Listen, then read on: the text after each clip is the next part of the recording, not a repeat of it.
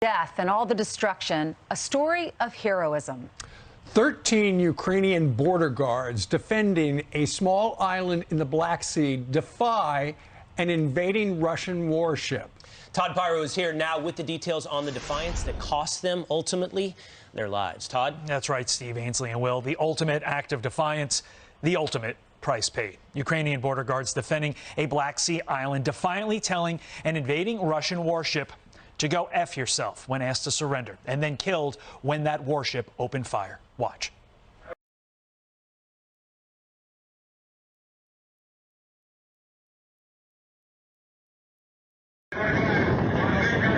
Москва. 200 метров. Ракетный катер. Россия.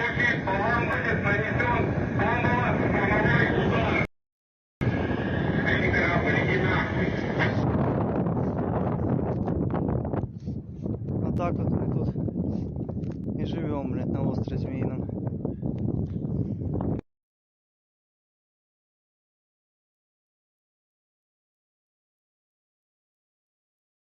И башнули, короче, туда-туда.